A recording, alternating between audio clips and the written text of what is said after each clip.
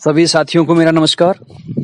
GK वाली गुरुजी channel पे आप सभी का हार्दिक अभिनंदन, स्वागत है। इस चैनल के माध्यम से जीके के जितने भी टॉपिक है उन्हें प्रॉपर तरीके से ऑथेंटिक बुक्स को लेकर हर एक टॉपिक को 100% कवर करने वाले वीडियोस बनाए जा रहे हैं। साथ ही इन वीडियोस की एक खासियत ये रहेगी कि इन वीडियोस के साथ साथ आपके नॉलेज को भी चेक किया जाएगा। हर स्लाइड के अंदर कुछ क्वेश्चंस मिलेंगे आपको, जिनका आंसर आपको कमेंट बॉक्स में देना है और उन्हीं के आंसर आपको नेक्स्ट स्लाइड में मिल जाएंगे। चलिए, आज का जो हमारा टॉपिक है वो है महात्मा गांधी।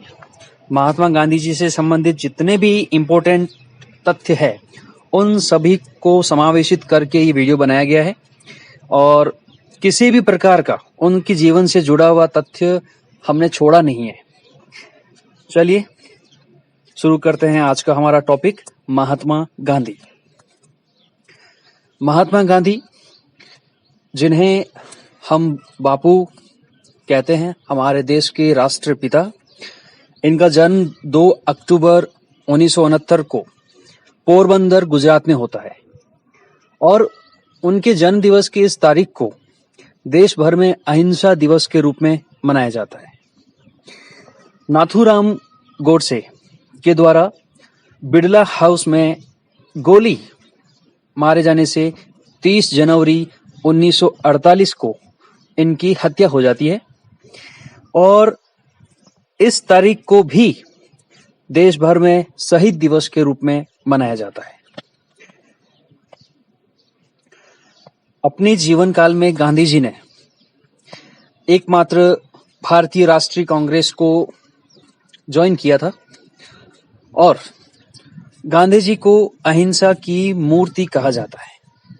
साथ ही इन्हें राष्ट्रपिता, महात्मा आदि नामों से भी जाना जाता है। साथियों, इस स्लाइड के अंदर 2 इंपॉर्टेंट क्वेश्चन बनते हैं और वो ये कि महात्मा गांधी को राष्ट्रपिता और महात्मा की संख्या किसने दी। महात्मा गांधी जी को राष्ट्रपिता किसने कहा और महात्मा की जो उपाधि है वो किसने दी है। इनके आंसर आपको कमेंट बॉक्स में लिखने हैं। आगे देखते हैं। गांधी जी के पिता का नाम करमचंद गांधी, माता का नाम पुतलीबाई, पत्नी का नाम कस्तूरबा और 4 पुत्रों के नाम हीरालाल, मणिलाल, रामदास और देवदास। इन्होंने वकालत की जो अपनी पढ़ाई है वो इंग्लैंड से की थी। साथ ही स्लाइड के आपके पास 2 सवाल आ चुके हैं आपके सामने, जल्दी से कमेंट बॉक्स में इनके आपको आंसर देने हैं। पहला सवाल है आपका, गांधी जी पहली बार जेल कब गए। आपको सन बताना है, गांधी जी पहली बार जेल कब गए। और दूसरा प्रश्न है आपके लिए, गांधी जी अफ्रीका से भारत कब लौटे। 2 प्रश्न हैं, जिनको भी आंसर पता है वो जल्दी से कमेंट बॉक्स में नोट कीजिए।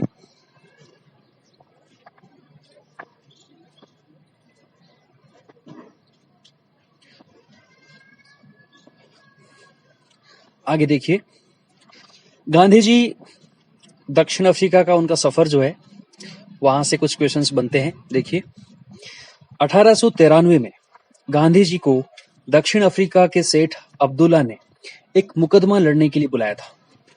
ये सन जो है इंपॉर्टेंट है। पिछली स्लाइड में एक प्रश्न था, गांधी जी अफ्रीका कब गए, और उसका सही जवाब है 1893 में। इन्हें काला होने की वजह से गोरों ने पीटर मारिट्सबर्ग स्टेशन पर ट्रेन से धक्का देकर उतार दिया था।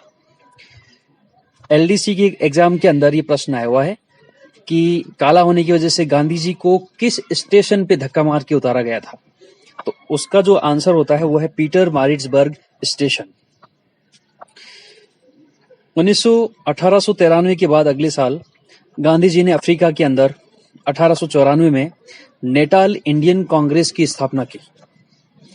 1906 में गांधी जी ने विदेशी धरती पर शुरू किया सविनय अवज्ञा आंदोलन। अपने जीवन काल का पहला आंदोलन गांधी जी ने अफ्रीका में किया था और ये जो आंदोलन था ये 1906 में किया गया था और ये 2 से 3 बार सवाल जो है कंपटीशन एग्जाम में पूछा गया है। गांधी जी ने अपना आंदोलन सर्वप्रथम कहाँ किया और कब किया, तो ये इंपॉर्टेंट तथ्य है साथियों। 1906 में गांधी जी ने विदेशी धरती पर शुरू किया था और ये विदेशी धरती दक्षिण अफ्रीका था। 1908 में महात्मा गांधी पहली बार जेल गए, ये सन भी इंपॉर्टेंट है। गांधी जी पहली बार जेल कब गए थे, तो गांधी जी पहली बार जेल 1908 में गए थे। अगले वर्ष 1909 में गांधी जी ने हिंद स्वराज पुस्तक की रचना की थी और ये प्रश्न भी पटवार में आया हुआ है और RAS प्री में भी ये सवाल पूछा गया है। हिंद स्वराज पुस्तक के लेखक कौन है? हिंद स्वराज पुस्तक के लेखक महात्मा गांधी है और ये पुस्तक उन्होंने 1909 में लिखी थी। अगले वर्ष 1910 में महात्मा गांधी ने अफ्रीका में टॉलस्टॉय फार्म की स्थापना की थी। टॉलस्टॉय गांधी जी के गुरु थे। गुरु से संबंधित भी सवाल आता है जो हम नेक्स्ट स्लाइड में करेंगे। 9 जनवरी 1915 को गांधी जी अफ्रीका से भारत लौटे और इस दिन को भारतवर्ष में प्रवासी दिवस के रूप में मनाया जाता है। ये प्रश्न भी कंपटीशन एग्जाम में पूछा गया है साथियों। गांधी जी अफ्रीका से भारत कब लौटे और वो तारीख थी 9 जनवरी 1915। इस स्लाइड के 2 प्रश्न आपके सामने हैं।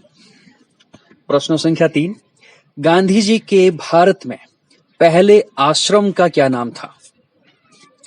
और प्रश्न संख्या 4 है, गांधी जी को सर्वप्रथम महात्मा किसने कहा?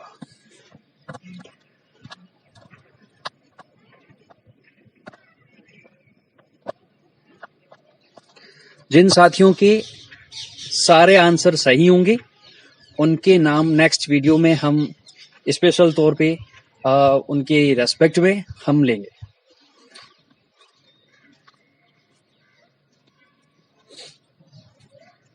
आगे देखिए, आश्रम की बात करते हैं। सत्याग्रह आश्रम की स्थापना 1917 में कोचरब अहमदाबाद स्थान में महात्मा गांधी द्वारा की गई थी।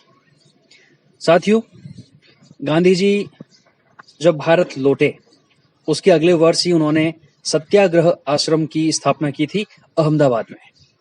तो उनका जो पहला आश्रम था भारत में उसका नाम था सत्याग्रह आश्रम। लेकिन अहमदाबाद में प्लेग फैल जाने के कारण गांधी जी ने उस स्थान को छोड़ दिया और साबरमती आश्रम के नजदीक साबरमती आश्रम जो है उसकी स्थापना वो करते हैं। भारत आने के सबसे पहले गांधी जी अपने राजनीतिक गुरु गोपाल कृष्ण गोखले से मिले और ये इंपॉर्टेंट प्रश्न बनता है, गांधी जी के राजनीतिक गुरु कौन थे? तो सही जवाब है उसका, गांधी जी के राजनीतिक गुरु गोपाल कृष्ण गोखले थे।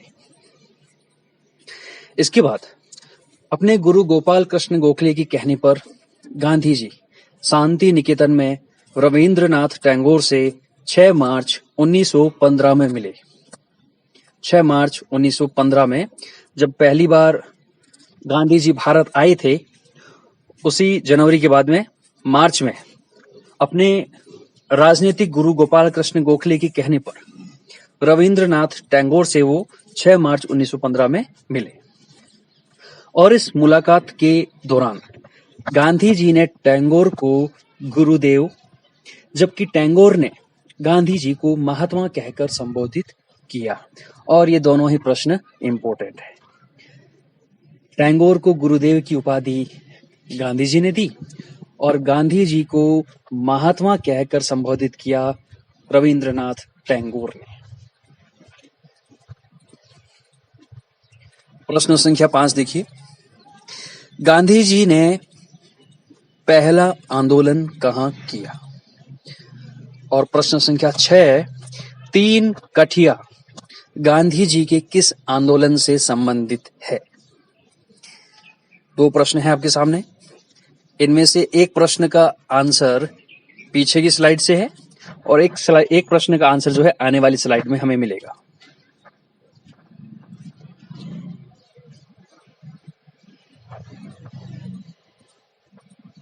आगे देखिए, चंपारण आंदोलन 1917। गांधी जी के नेतृत्व में बिहार के चंपारण जिले में सन 1917 में एक सत्याग्रह हुआ। इसे चंपारण सत्याग्रह के नाम से जाना जाता है। गांधी जी के नेतृत्व में भारत में किया गया यह पहला सत्याग्रह था। प्रश्न आता है, गांधी जी का भारत में पहला आंदोलन कौन सा था? और उसका सही जवाब है चंपारण आंदोलन 1917। इस आंदोलन के लिए गांधी जी को राजकुमार शुक्ल ने आमंत्रित किया था और ये प्रश्न भी एग्जाम में पूछा गया है। चंपारण आंदोलन के लिए गांधी जी को किसने प्रेरित किया या किसने बुलाया? और सही आंसर है उसका राजकुमार शुक्ल। साथियों, इस आंदोलन के पीछे जो कारण था वो ये था, चंपारण के किसान अपनी ही जमीन के 3/20 भाग में नील की खेती करने को बाध्य थे। इसे वहां 3 कठिया कहा जाता था। पिछली स्लाइड में एक प्रश्न था, 3 कठिया का जो है गांधी जी के किस आंदोलन से संबंध है? तो उसका सही आंसर है चंपारण आंदोलन। ये प्रश्न भी पूछा गया है, नील की खेती से संबंधित कौन सा आंदोलन था? तो उसका आंसर भी रहेगा चंपारण आंदोलन। गांधी जी ने किसानों का समर्थन किया और इस आंदोलन के दौरान नील की खेती करने का जो प्रतिबंध था वो हट गया। गांधी जी के साथ इस आंदोलन में अन्य सहयोगी डॉक्टर राजेंद्र प्रसाद, जो देश के प्रथम राष्ट्रपति रहे, डॉक्टर अनुग्रह नारायण सिंह, आचार्य कृपलानी जो झंडा समिति के अध्यक्ष रहे थे, ब्रजकिशोर, महादेव देसाई और नरहरि पारिक। इस स्लाइड के 2 प्रश्न हमारे सामने हैं। प्रश्न संख्या 7, गांधी जी के किस आंदोलन को प्रथम असहयोग आंदोलन कहा जाता है? प्रश्न संख्या 8, खेड़ा आंदोलन कब किया गया?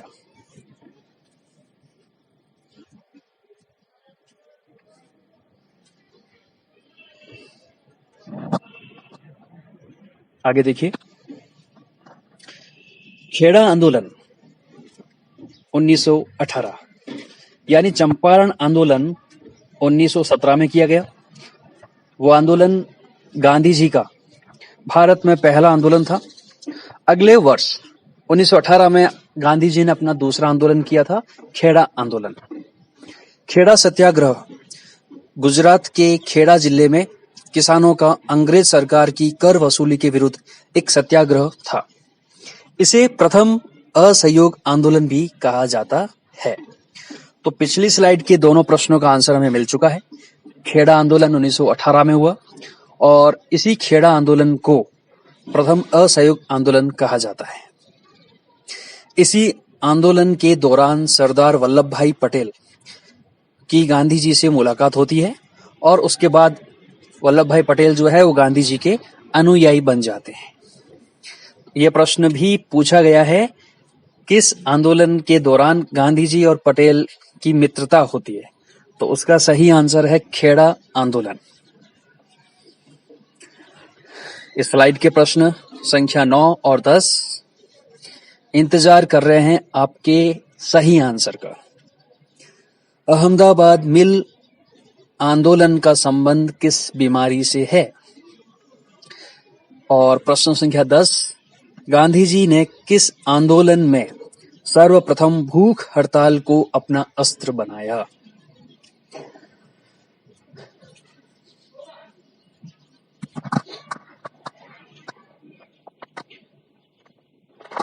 आगे देखिए, अहमदाबाद मिल आंदोलन 1918 में अहमदाबाद की कॉटन टेक्सटाइल मिल में गांधी जी ने मिल मालिक और मजदूरों के बीच मजदूरी बढ़ाने के सिलसिले में चल रहे विवाद में हस्तक्षेप किया। और इसका कारण ये था साथियों, अहमदाबाद टेक्सटाइल मिल में प्लेग बोनस को लेकर विवाद हुआ। अहमदाबाद में जब प्लेग फैला तो मजदूरों को जबरदस्ती रोकने के लिए वहां के जो मालिक थे उन्होंने लालच दिया कि आपको 50% जो है बोनस मिलेगा। लेकिन जैसे ही प्लेग खत्म हुआ तो वो बोनस देने का उन्होंने मना कर दिया और इसी पर्पज से ये सारा विवाद हुआ। गांधी जी ने पहली बार इसी आंदोलन में जो है भूख हड़ताल की और परिणाम स्वरूप 35% बोनस पर सहमति बनी। अहमदाबाद के संघर्ष में अंबालाल साराभाई की बहन अनुसुईया बेन गांधी जी की मुख्य सहयोगी रही, जबकि उनके खुद के भाई अंबालाल साराभाई जो थे, जो कि गांधी जी के मित्र थे, वो एक मिल मालिक में से एक थे। 1918 में गांधी जी ने अहमदाबाद टेक्सटाइल लेबर एसोसिएशन की स्थापना की, जो उस समय की सबसे बड़ी ट्रेड यूनियन थी। साथियों, इस अहमदाबाद मिल आंदोलन से कई सारे प्रश्न बनते हैं। आंदोलन 1918 में होता है और इस आंदोलन के तहत जो मिल मालिक थे अंबालाल, उनकी बहन अनुसुईया बेन जो है वो गांधी जी की अनुयायी बनी। साथ ही इसका जो परिणाम था वो था 35% जो है वो बोनस पर सहमति बनी।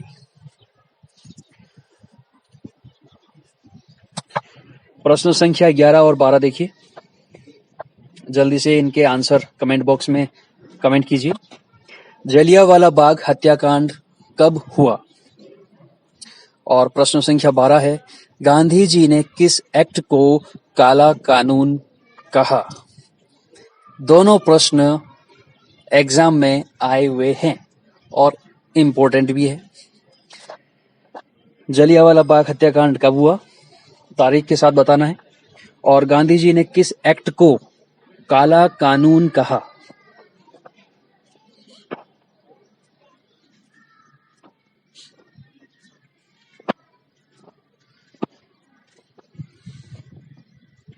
Next, Rowlatt act 1919। Gandhi ji ने इसे काला कानून कहा। पिछली स्लाइड का प्रश्न था गांधी जी ने काला कानून किसे कहा, और उसका सही जवाब है रॉलेट एक्ट 1919। इस रॉलेट एक्ट का जो पूरा नाम है साथियों, वो है anarchical and revolutionary crime act of 1919। Hindi में कहे तो क्रांतिकारी एवं अराजकतावादी अधिनियम 1919। क्रांतिकारियों को बिना किसी वजह के पकड़ के उनको जेल में बंद करने का ये कानून अंग्रेज सरकार द्वारा लाया गया, जिसे गांधी जी ने काला कानून की संज्ञा दी। किसके सुझाव पर पारित हुआ? Sir Sydney Rowlatt. Sir Sydney Rowlatt की अध्यक्षता में इस एक्ट को बनाया गया। और जब ये एक्ट बना, इसको बनाने का जो कारण था वो ये था कि भारतीय उग्र स्वतंत्रता जो आंदोलनकारी थे उनके आंदोलन को कुचलना। और इसी रॉलेट एक्ट का परिणाम था जलियांवाला बाग हत्याकांड, जो 13 अप्रैल 1919 को होता है। इस कानून को खत्म करने की तिथि थी मार्च 1922। तो यहां से प्रश्न बनते हैं रॉलेट एक्ट 1919, जिसे गांधी जी ने काला कानून की संज्ञा दी। साथ ही इसका ही परिणाम था जलियांवाला बाग हत्याकांड, जो 13 अप्रैल 1919 को होता है। इस स्लाइड के प्रश्न हमारे सामने हैं। प्रश्न संख्या 13, गांधी जी ने किस आंदोलन को हिंदू मुस्लिम एकता का प्रतीक बताया? और प्रश्न संख्या 14, गांधी जी ने हिंद स्वराज का प्रकाशन कब किया? दोनों ही इंपॉर्टेंट प्रश्न हैं और दोनों ही प्रश्न कंपटीशन एग्जाम में आए हुए हैं। गांधी जी ने किस आंदोलन को हिंदू मुस्लिम एकता का प्रतीक बताया, और गांधी जी ने हिंद स्वराज का प्रकाशन कब किया?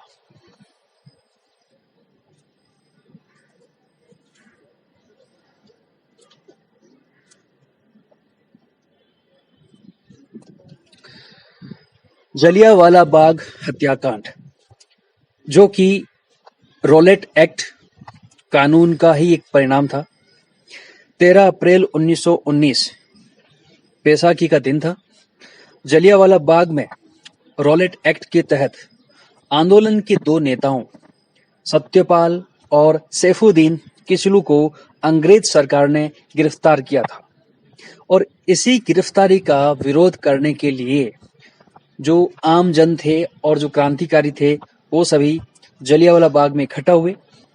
उसी दौरान जनरल डायर के आदेश पर अंधाधुंध गोलियां चली और 400 से अधिक व्यक्ति जो है वो मारे गए।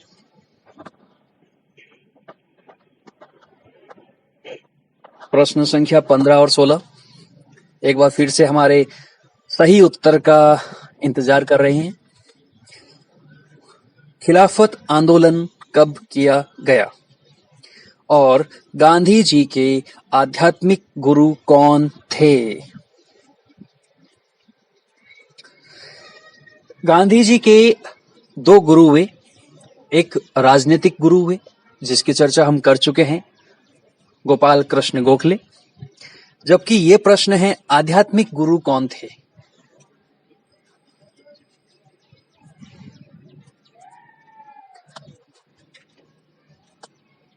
कमेंट बॉक्स में अपने आंसर जल्दी से लिख लीजिए।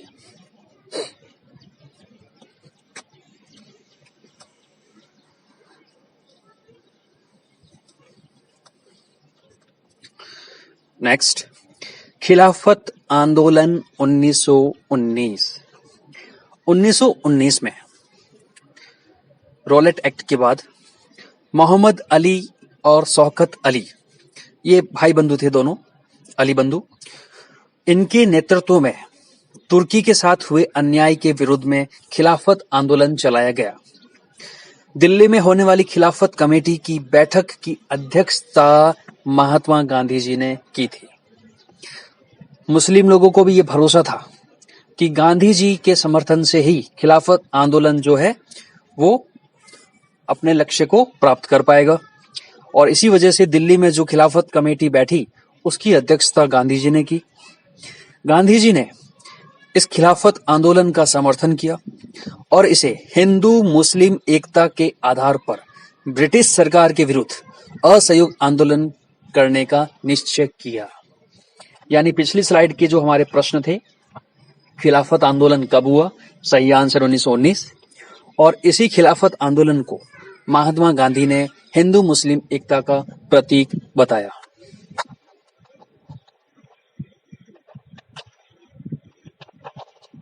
नेक्स्ट, असहयोग आंदोलन 1920। खिलाफत आंदोलन के बाद गांधी जी ने 1920 में अंग्रेज सरकार के खिलाफ हिंदू और मुस्लिमों को एक साथ लाकर असहयोग आंदोलन किया। असहयोग आंदोलन 1 अगस्त 1920 को होता है और ये तारीख इंपॉर्टेंट है। उद्देश्य रखा गया स्वराज की मांग और इस असहयोग आंदोलन के 3 बड़े कारण थे। पहला कारण था रोलेट एक्ट जो कि मार्च 1919 में बना। दूसरा, उस रोलेट एक्ट की आड़ में अंग्रेज द्वारा किया गया जलियांवाला बाग हत्याकांड जो 13 अप्रैल 1919 को हुआ। और उसके बाद खिलाफत आंदोलन 1919 से 1922 तक। इन 3 कारणों की वजह से असहयोग आंदोलन चलाया गया। आंदोलन के दौरान इस आंदोलन को शुरू करने से पहले ही गांधी जी ने जो थी अपनी केसर-ए-हिंद पुरस्कार को लौटा दिया। ये प्रश्न आया हुआ है, किस आंदोलन के दौरान गांधी जी ने केसर-ए-हिंद की उपाधि लौटाई? तो सही आंसर था उसका असहयोग आंदोलन। जमनालाल बजाज ने राय बहादुर की उपाधि वापस कर दी थी। सितंबर 1920 में इस आंदोलन पर विचार करने के लिए कोलकाता में कांग्रेस महासमिति के अधिवेशन का आयोजन किया गया और इस अधिवेशन की अध्यक्षता लाला लाजपत राय जी ने की थी। प्रश्न संख्या 17 और 18,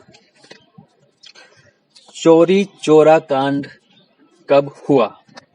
सन बताना है तारीख के साथ। और प्रश्न संख्या 18, कांग्रेस के किस एकमात्र अधिवेशन की अध्यक्षता गांधी जी ने की थी? कांग्रेस के कई सारे अधिवेशन हुए, लेकिन उन बहुत सारे में से केवल एक ऐसा अधिवेशन था जिसकी अध्यक्षता गांधी जी ने की थी। दोनों प्रश्न कंपटीशन में कई बार पूछे गए। सही आंसर जल्दी से कमेंट बॉक्स में कमेंट कीजिए।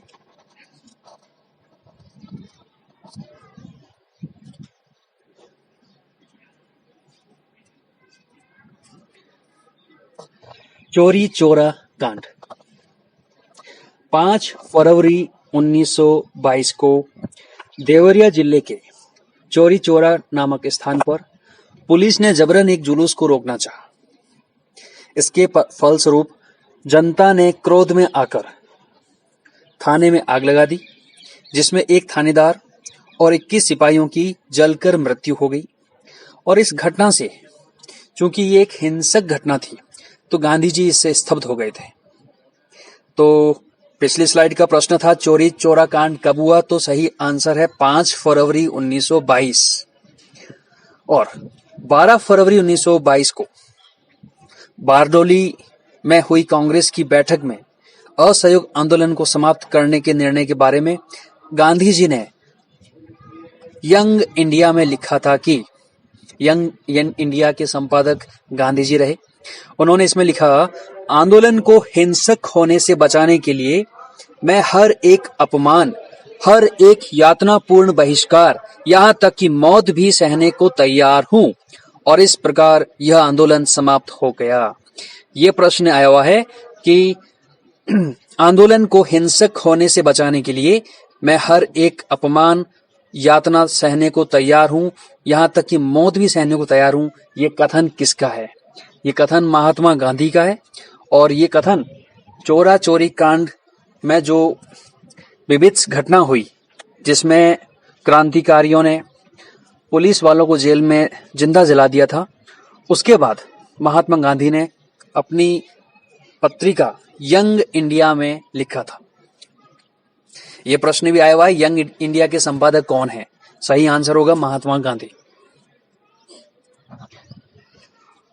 नेक्स्ट प्रश्न 19 और 20, महात्मा गांधी को सर्वप्रथम राष्ट्रपिता कहकर किसने संबोधित किया?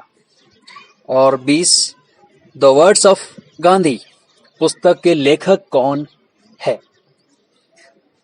एक प्रश्न पुस्तक से संबंधित है और एक गांधी जी को राष्ट्रपिता कहकर किसने बुलाया?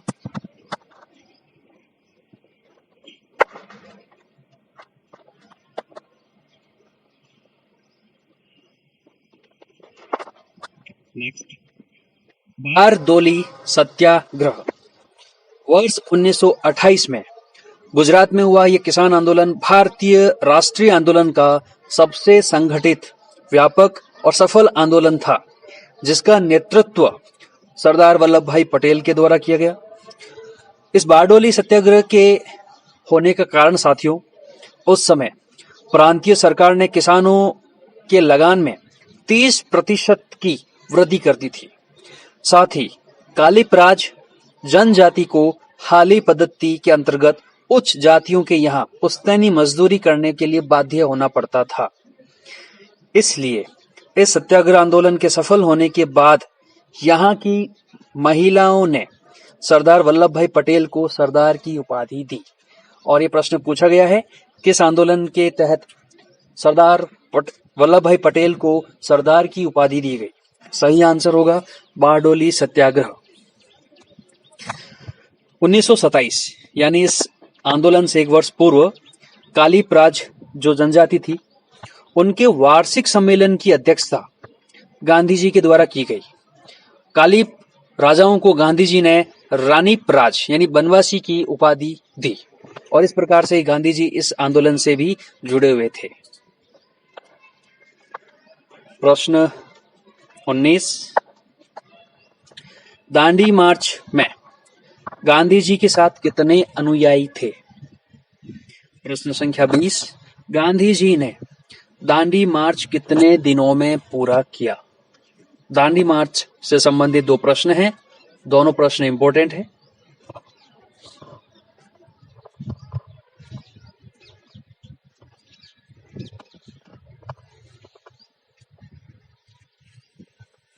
देखिए, दांडी मार्च महात्मा गांधी और उनके स्वयंसेवकों द्वारा 12 मार्च 1930 को दांडी मार्च प्रारंभ किया गया। इसका मुख्य उद्देश्य था अंग्रेजों द्वारा बनाए गए नमक कानून को तोड़ना। गांधी जी ने अपने 78 स्वयंसेवकों, जिनमें वेब मिलर एक विदेशी अनुयायी भी शामिल था, उनके साथ साबरमती आश्रम से 358 किलोमीटर दूर स्थित दांडी के लिए प्रस्थान किया। लगभग 24 दिन बाद 6 अप्रैल 1930 को दांडी पहुंचकर उन्होंने समुद्र तट पर नमक कानून को तोड़ा।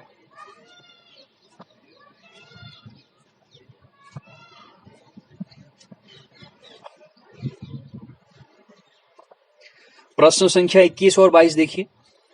सविनय अवज्ञा आंदोलन कब किया गया? और प्रश्न संख्या 22, गांधी जी ने पोस्ट डेटेड चेक किसे कहा? सविनय अवज्ञा आंदोलन कब हुआ, तारीख बतानी है, और गांधी जी ने पोस्ट डेटेड चेक किसे कहा। दोनों ही प्रश्न कंपटीशन एग्जाम में पूछे गए हैं और कई बार पूछे गए हैं।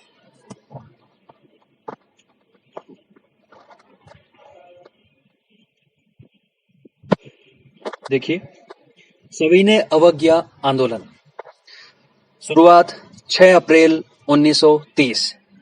जिस दिन गांधी जी की दांडी यात्रा समाप्त होती है, वहीं से गांधी जी नमक कानून तोड़कर सविनय अवज्ञा आंदोलन शुरू करते हैं।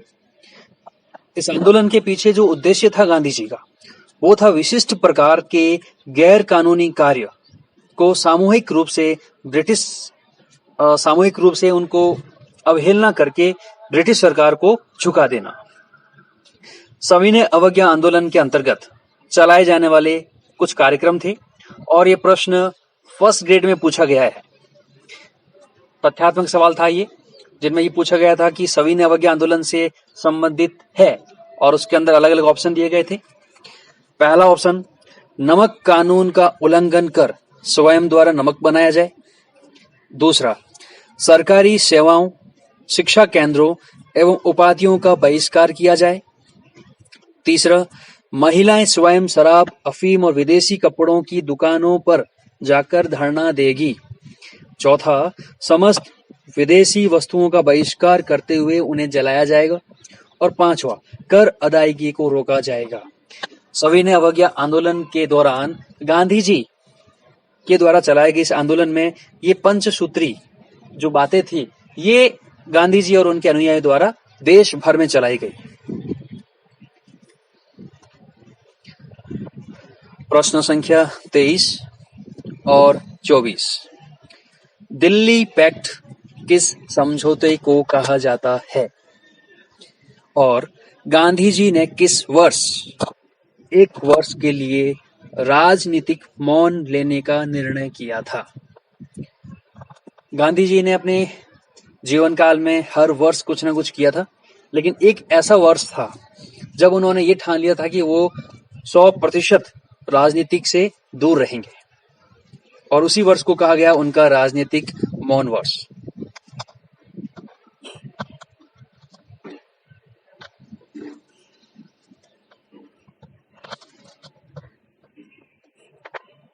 देखिए, गांधी इरविन समझौता 5 मार्च 1931 जब सविनय अवज्ञा आंदोलन हुआ, तो इस आंदोलन से घबराकर अंग्रेज सरकार ने गांधी जी के साथ समझौता करना चाहा, और इसके लिए सर इरविन और गांधी जी के बीच में एक समझौता होता है। 5 मार्च 1931 को द्वितीय गोलमेज सम्मेलन पूर्व में महात्मा गांधी और तत्कालीन वाइसराय लॉर्ड इरविन के बीच एक राजनीतिक समझौता हुआ, जिसे गांधी इरविन समझौता कहा गया। और इस समझौते के दौरान कुछ बातें कांग्रेस सरकार, जो कि उस समय गांधी जी के कहने पर कुछ शर्तों को मानती है, और कुछ शर्तें जो है वो अंग्रेज सरकार भारतीय लोगों की मानी जाती है। तो कांग्रेस की ओर से गांधी जी ने निम्न शर्तें स्वीकार की। सविनय अवज्ञा आंदोलन स्थगित कर दिया जाएगा। ये डिमांड जो थी अंग्रेज सरकार की थी, जिन्हें इन शर्तों को गांधी जी के द्वारा माना गया था।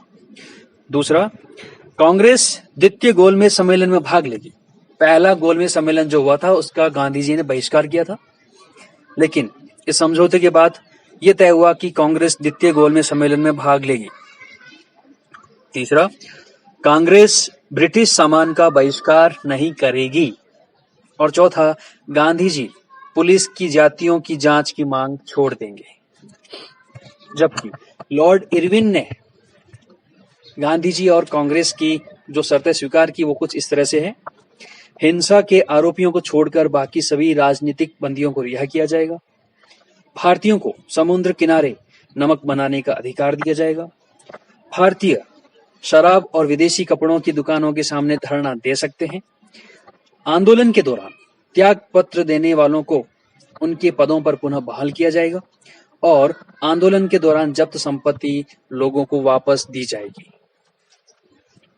तो यहाँ से फर्स्ट ग्रेड और आरएस से रिलेटेड बड़ा प्रश्न बन सकता है, जिनमें आपको 4 ऑप्शन मिल सकते हैं और उनमें से कितने सत्य है या असत्य है वो ऑप्शन आपको दिए जा सकते हैं।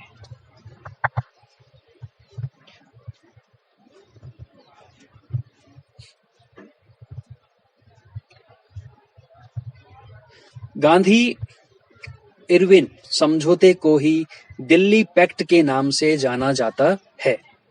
स्लाइड का पीछे प्रश्न था, दिल्ली पैक्ट के नाम से किसे जाना जाता है? सही उत्तर होगा गांधी इरविन समझौते को दिल्ली पैक्ट के नाम से जाना जाता है।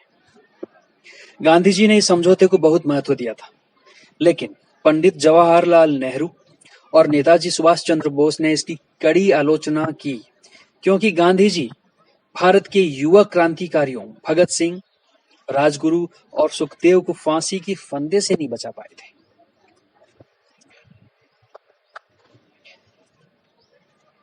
प्रश्न संख्या 25, गांधी जी ने किस गोलमेज सम्मेलन में भाग लिया था? और प्रश्न संख्या 26, तीनों गोलमेज सम्मेलन में भाग लेने वाले एकमात्र भारतीय कौन थे? गोलमेज सम्मेलन से संबंधित ये प्रश्न है, जिनके आपको सही जवाब कमेंट बॉक्स में देने हैं।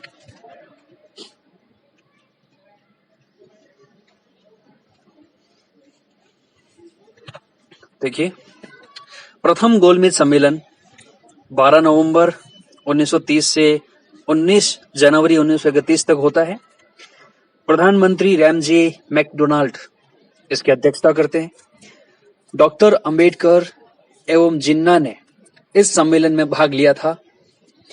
कांग्रेस ने इस सम्मेलन में भाग नहीं लिया था और इसी कारण से गोलमेज का प्रथम अधिवेशन जो है वो असफल माना जाता है। तृतीय गोलमेज सम्मेलन 17 नवंबर 1932 से 24 दिसंबर 1932 होता है। पूना समझौते के पश्चात, ये पूना समझौता हुआ था गांधी जी और अम्बेडकर साहब के बीच में। इसको हम आगे पढ़ेंगे। कांग्रेस ने इस अधिवेशन में भी भाग नहीं लिया था, यानी प्रथम और तृतीय इन दोनों सम्मेलन में गांधी जी और कांग्रेस सरकार जो थी उस समय की, उन्होंने भाग नहीं लिया था।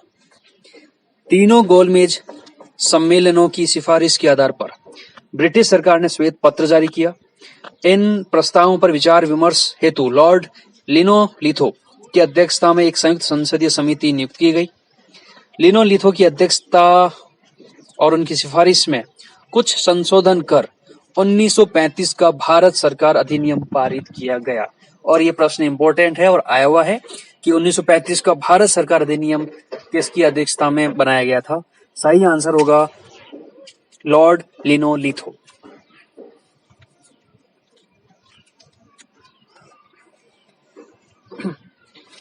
द्वितीय गोलमेज सम्मेलन 7 सितंबर 1931 से 1 दिसंबर 1931।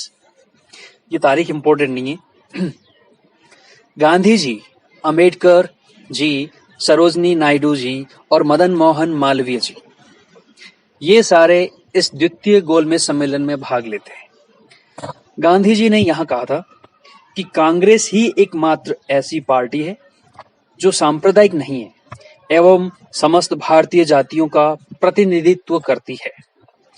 गांधी जी ने इस गोलमेज सम्मेलन में पूर्ण स्वतंत्रता की मांग की, लेकिन इस मांग को माना नहीं गया। डॉक्टर भीमराव अंबेडकर तीनों गोलमेज सम्मेलन में भाग लेने वाले एकमात्र भारतीय थे।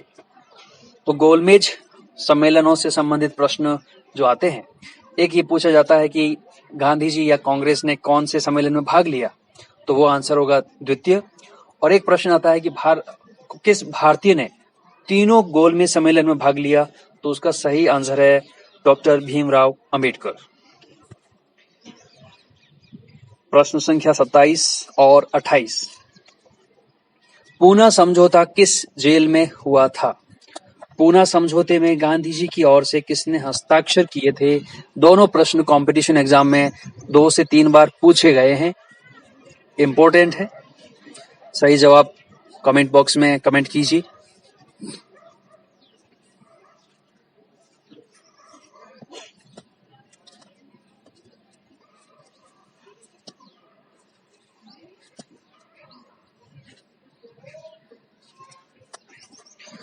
पूना पैक्ट अथवा पूना समझौता भीमराव अंबेडकर एवं महात्मा गांधी के मध्य पुणे की यरवदा सेंट्रल जेल में 24 सितंबर 1932 को पूना समझौता हुआ।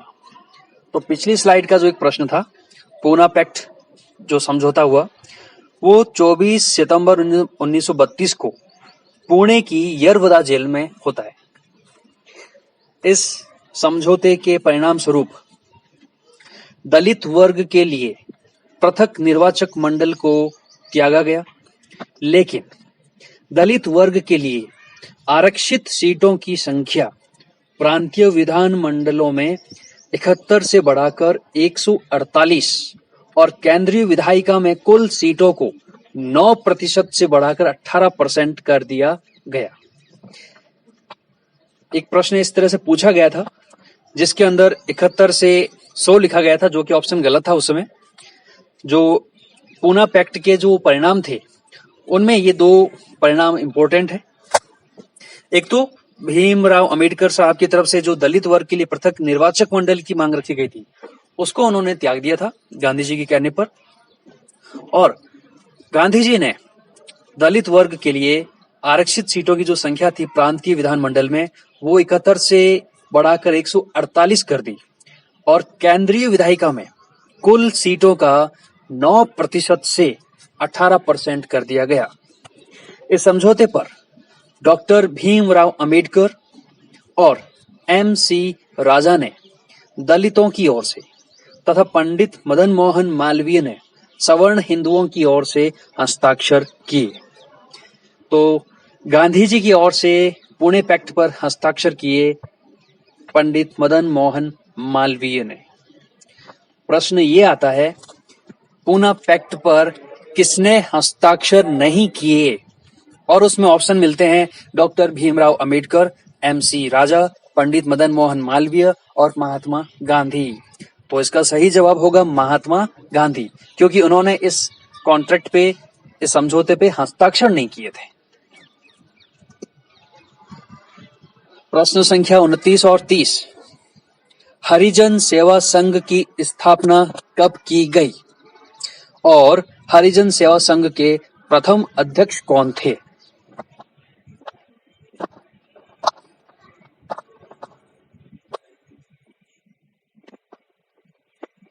हरिजन सेवक संघ स्थापना की गई थी 30 सितंबर 1932 को एक अखिल भारतीय संगठन के रूप में।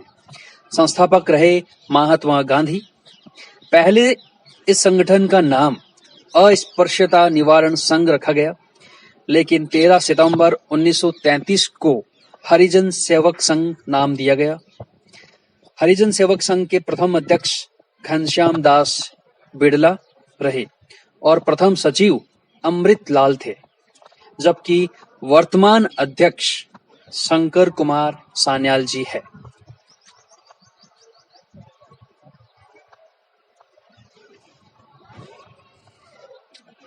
भारत छोड़ो आंदोलन 1942। 8 अगस्त 1942 ईस्वी को अखिल भारतीय कांग्रेस की बैठक ग्वालियर टैंक बंबई में हुई, जिसमें भारत छोड़ो प्रस्ताव स्वीकार किया गया। प्रश्न यह आया हुआ है कि भारत छोड़ो प्रस्ताव कब स्वीकार किया गया, और उसकी सही तारीख है 8 अगस्त 1942, जबकि 9 अगस्त 1942 को भारत छोड़ो आंदोलन प्रारंभ हुआ। गांधी जी ने इसी आंदोलन के दौरान करो या मरो का नारा दिया था। साथियों, मरो नहीं मारो, ये जो कथन है ये लाल बहादुर शास्त्री जी का है। दोनों सिमिलर हैं, लेकिन एक गांधी जी के द्वारा कहा गया है और दूसरा शास्त्री जी के द्वारा। गांधी जी के साथ भारत कोकिला सरोजिनी नायडू को यरवदा पुणे के आगा खान पैलेस में, डॉक्टर राजेंद्र प्रसाद को बांकीपुर जेल में कैद किया गया। ये भी प्रश्न आया हुआ था, जिसमें एक तरफ क्रांतिकारियों के नाम और दूसरी तरफ जेलों के नाम दिए गए थे। तो गांधी जी और सरोजिनी नायडू जी को यरवदा पुणे की आगा खान प्लेस में रखा गया, जबकि डॉक्टर राजेंद्र प्रसाद को बांकीपुर जेल में कैद किया गया।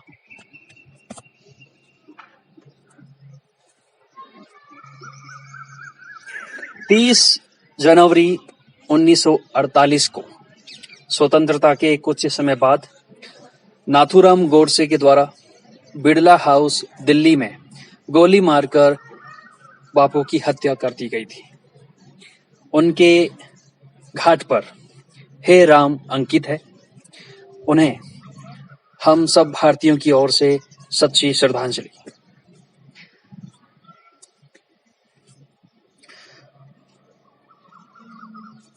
साथियों, गांधी जी ने देश में कई आंदोलन किए, साथ ही उन्होंने कई पुस्तकें और समाचार पत्र भी संपादित किए, जिनमें से कई बार प्रश्न पूछे जाते हैं। तो यहाँ पुस्तक और समाचार के हम कुछ नाम बताएंगे। गांधी जी द्वारा प्रकाशित पुस्तकें सभी गुजराती भाषा में लिखी गई थी। प्रथम हिंद स्वराज, इंग्लैंड से लौटते वक्त 1909 में हिंद स्वराज की रचना उन्होंने की थी। दक्षिण अफ्रीका के सत्याग्रह का इतिहास, ये उनकी एक पुस्तक का नाम है, दक्षिण अफ्रीका के सत्याग्रह का इतिहास, जो कि उन्होंने यरवदा जेल में 1924-25 में लिखी थी। गीता की अध्यापन, सत्य के साथ मेरे प्रयोग, इंपॉर्टेंट प्रश्न है, आया हुआ है। गांधी जी की आत्मकथा का नाम, सत्य के साथ मेरे प्रयोग। आत्मकथा के मूल गुजराती अध्याय धारावाहिक के रूप में 1927 में नवजीवन के अंकों में प्रकाशित हुए थे। इसका अंग्रेजी अनुवाद महादेव देसाई के द्वारा किया गया था, जो कि इंपॉर्टेंट प्रश्न है। गांधी जी की आत्मकथा का अंग्रेजी अनुवाद किसके द्वारा किया गया? सही जवाब है इसका महादेव देसाई। इसके अलावा मेरे सपनों का भारत, ग्राम स्वराज, रचनात्मक कार्य, इसका अर्थ और स्थान, स्वास्थ्य की कुंजी, ये सारी जो पुस्तकें हैं इनके रचनाकार गांधी जी है। उन्होंने कुछ पत्रिकाएं भी संपादित की जहां से प्रश्न आए हुए हैं। इंडियन ओपिनियन 1904 में, यंग इंडिया अंग्रेजी साप्ताहिक पत्र 1919 से 1931 तक चला। हरिजन, जो कि एक साप्ताहिक पत्र था, 1933 में। नवजीवन, जो कि गुजराती मासिक पत्रिका थी। तो आप इन सभी तथ्यों को नोटबुक में नोट्स की फॉर्म में लिख लीजिए। एक भी प्रश्न जो है, सिंगल प्रश्न भी जो है गांधी जी का, इनसे बाहर नहीं जाएगा। साथियों, अब हम आपके लिए कुछ प्रश्न लेके आए हैं गांधी जी के जीवन से संबंधित, जिनके जवाब आपको कमेंट बॉक्स में देने हैं। महात्मा गांधी जी से जुड़े संबंधित प्रश्न जो कि कई बार एग्जाम में पूछे गए हैं या फिर आने वाले एग्जाम में पूछे जाएंगे। आपको प्रश्न संख्या के साथ उसका सही जवाब लिखना है। पहला प्रश्न, महात्मा गांधी किस वर्ष दक्षिण अफ्रीका गए थे? ऑप्शन 1888, 1889, 1891, 1893। प्रश्न संख्या 2, महात्मा गांधी ने हिंद स्वराज नामक पुस्तक किस वर्ष लिखी थी?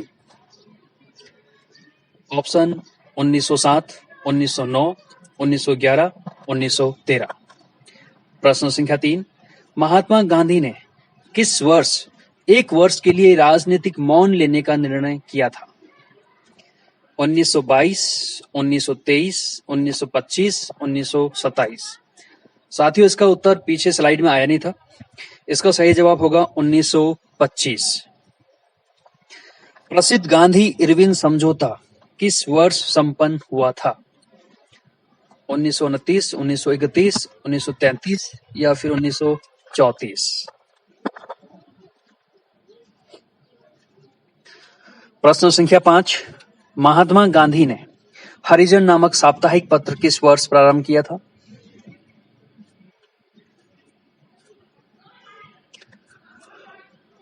प्रश्न संख्या 6, महात्मा गांधी ने व्यक्तिगत सत्याग्रह की घोषणा किस वर्ष की थी?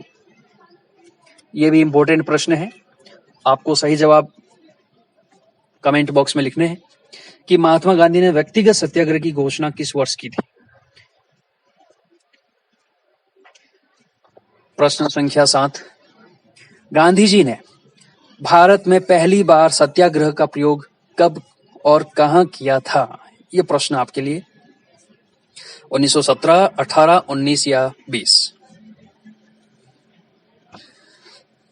प्रश्न संख्या 8, गांधी जी को पहली बार जेल कब हुआ? पहली बार गांधी जी जेल कब गए थे वो सन आपको बताना है। 1906, 1908, 1909 या फिर 1915।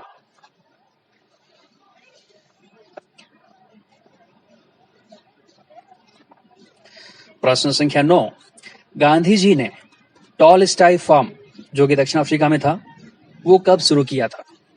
1906, 1908, 1910 या 1912? प्रश्न संख्या 10, गांधी जी दक्षिण अफ्रीका से भारत कब लौटे और उस दिन को किस दिवस के रूप में मनाया जाता है?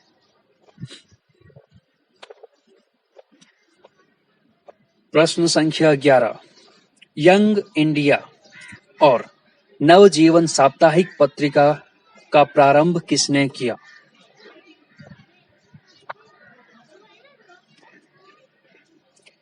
प्रश्न संख्या 12, कांग्रेस के किस एकमात्र अधिवेशन की अध्यक्षता गांधी जी ने की थी?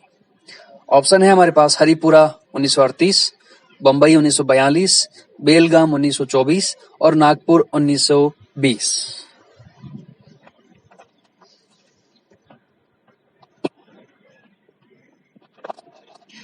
प्रश्न संख्या 13, महात्मा गांधी ने अखिल भारतीय हरिजन समाज की शुरुआत कब की?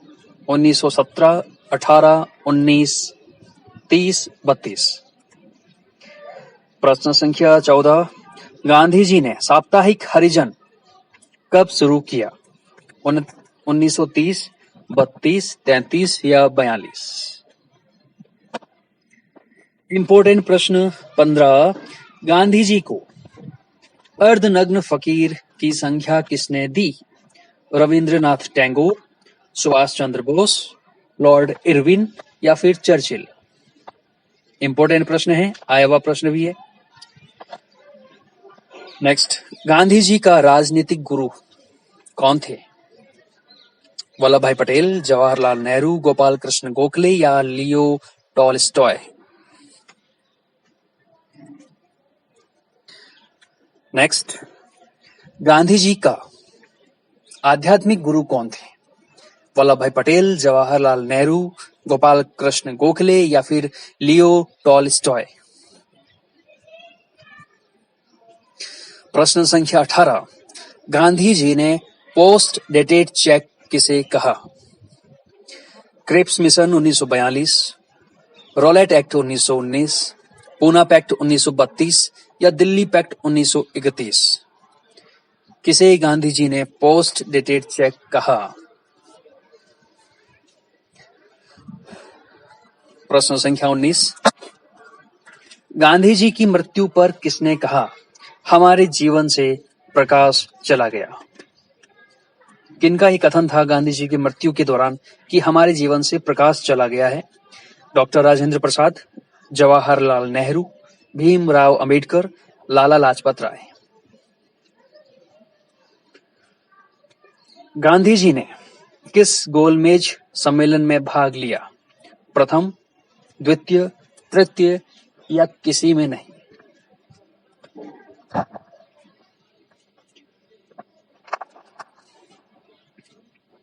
प्रश्न संख्या 21, साबरमती आश्रम की स्थापना गांधी जी ने कब की थी? 1915, 17, 20 या 24? प्रश्न संख्या 22, महात्मा गांधी को सर्वप्रथम किसने राष्ट्रपिता कहकर संबोधित किया?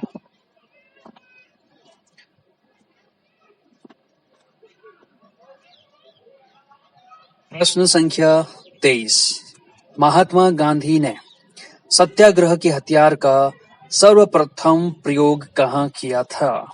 दक्षिण अफ्रीका, चंपारण, बारडोली या फिर खेड़ा? प्रश्न संख्या 24, महात्मा गांधी ने सर्वप्रथम किस आंदोलन के दौरान भूख हड़ताल को अपना अस्त्र बनाया था? खेड़ा आंदोलन, चंपारण आंदोलन, अहमदाबाद आंदोलन या सविनय अवज्ञा आंदोलन? प्रश्न संख्या 25, भारत छोड़ो प्रस्ताव पारित होने के बाद गांधी जी को कैद करके कहां रखा गया था? उस वक्त उनके साथ एक और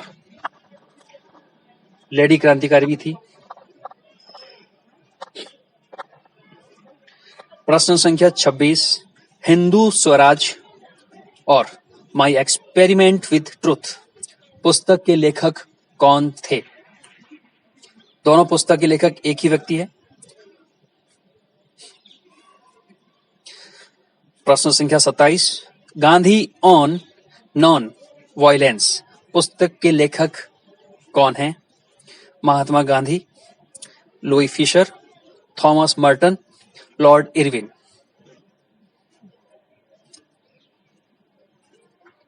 प्रश्न संख्या 28, the life of Mahatma Gandhi पुस्तक के लेखक कौन है? आया हुआ प्रश्न है। स्वयं Mahatma Gandhi, Louis Fischer, Thomas Merton या फिर लॉर्ड इरविन?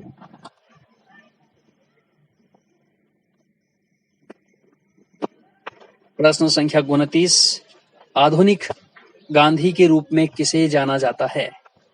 बाबा Amte, Bhogilal Pandya, Abdul Ghaffar Khan, Martin Luther King? मैं आपको बता देना चाहता हूं, चारों ऑप्शन को किसी न किसी तरीके से गांधी के रूप में जाना जाता है। आपको कमेंट करके बताना है कि बाबा आमटे को कौन से गांधी के नाम से जाना जाता है, भोगीलाल पांड्या जी को, अब्दुल गफ्फार खान को, मार्टिन लूथर किंग को, इन सबको कहां के गांधी के रूप में जाना जाता है। और अंतिम प्रश्न हमारा 30 नंबर, किसने गांधी जी के दांडी मार्च की तुलना नेपोलियन की एल्बा से पेरिस यात्रा से की थी? Option, Martin Luther King, Subhash Chandra Bose, Lord Irwin, Sardar Vallabh Bhai Patel?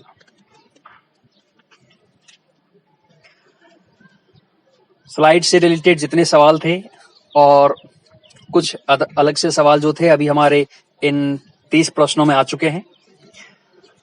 उम्मीद करता हूं कि आपको ये वीडियो पसंद आया होगा और गांधी जी से रिलेटेड जितने भी प्रश्न कंपटीशन एग्जाम में पूछे गए हो किसी न किसी पेपर में या फिर आगे पूछे जा सकते हैं, उन सभी प्रश्नों का हमने इस वीडियो में समावेश करने की पूरी कोशिश की है।